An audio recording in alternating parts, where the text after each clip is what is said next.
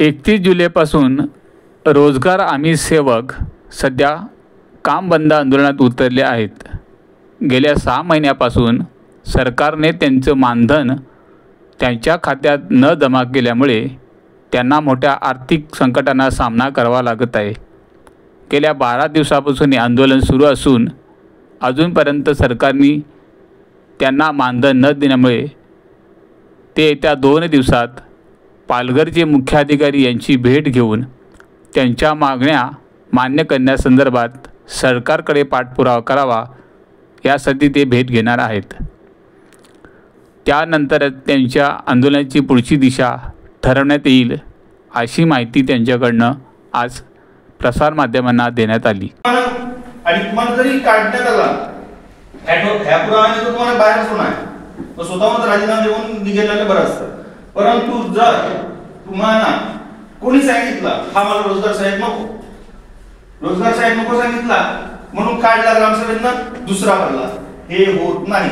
व्हिडिओकडे letter टाकायचं, video तुम्हाला clean chit देणार, हा रोजगार साहेब राहणार।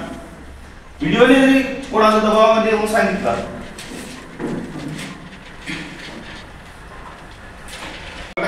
सिद्ध करणार आहेत का? तिने 4 पुरावे घेऊन यावेत आणि सांगावं की ग्रामसभेत माझं मत मांडलं, व्हिडिओकडे गेलं, व्हिडिओकडे लेटर गेलं, व्हिडिओने चौकशी केली, तुम्ही असं काढू शकत नाही, तुझी नोकरी जायची का कोणा सांगितलं का? आपलं नेतृत्व भक्कम नाही म्हणून, आपला पाठिंबा भक्कम नाही म्हणून तालुक्याप्रमाणे तालुक्यामध्ये जशी तालुक्याची कमिटी सक्षम असेल तर जिल्हा कमिटी सक्षम करण्याचं काम हे आपलं आहे।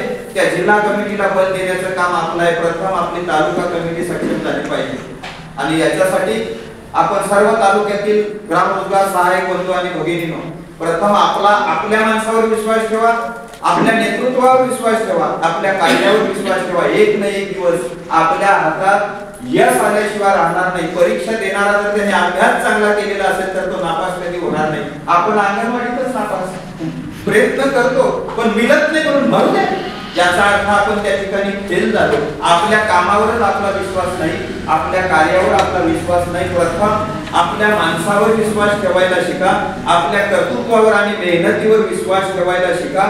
आपला विश्वास आपल्यावर जर बलकट असेल तर कमिटी बलकट होईल, आपली तालुका कमिटी जर बलकट झाली तर आपली जिल्हा कमिटी बलकट होईल आणि जिल्हा कमिटी बलकट जर झाली तर राज्य कमिटी बलकट होईल आणि राज्य कमिटी बलकट झाली तर ती कमिटी सक्षम आहे। आपल्या हातात जो आपल्याला या ठिकाणी 3 तारखेचा जीआर निघालेला आहे तो जीआर सुद्धा त्या ठिकाणी ती कमिटी अगदी हक्काने शासनाकडून मागून आपल्यापर्यंत आणल्याशिवाय राहणार नाही का? आपलं बल कमी पडतं, आधी आपलं बल वाढवायला शिका।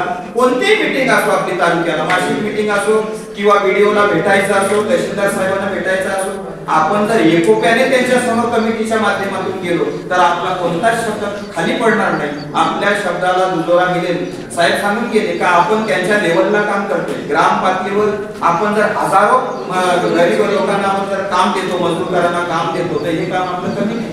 हे जो जिल्हाधिकारी आहे त्याला सुद्धा जमलेलं नाही। ग्रामसेवक लोकांनी आंदोलन करून त्यांची बाजू सक्षम करून घेतली का? त्यांना हे जमणारच नाही ना। पण त्याच्यासाठी आपल्याला सक्षम केलेलं आहे। मग सक्षम होऊन जर आपण काम करतोय तर आपण पुढे या ठिकाणी आपला हक्क मागायला आपण सक्षम का नाही? का आपण पुढे त्या ठिकाणी जात नाही? आपण आपल्या ताकदीने पुढे गेला पाहिजे। आपली ही केवळ मागणी नाही, आपण उधार मागत नाही, आपण ऍडव्हान्स सुद्धा मागत नाही, आपण केलेल्या कामाचा मोबदलाच मागणार आहोत, याच्या पलीकडे नाही। तुम्ही वाढवून द्या ही गोष्ट वेगळी आहे, पण आम्ही जे काम केलेलं आहे तो आमचा हक्क आहे। काम केलंय ना, मजुरी मागणं हा आपला हक्क आहे। मग त्या हक्क मागण्यासाठी आपल्याला सक्षम झालं पाहिजे। या हेतून आपण सर्व जिल्ह्यातून सर्व पदाधिकारी, जिल्हाध्यक्ष, उपाध्यक्ष आणि सर्व ग्राम रोजगार बंधू आणि भगिनी या ठिकाणी आपण उपस्थित झालो। Subscribe for more content.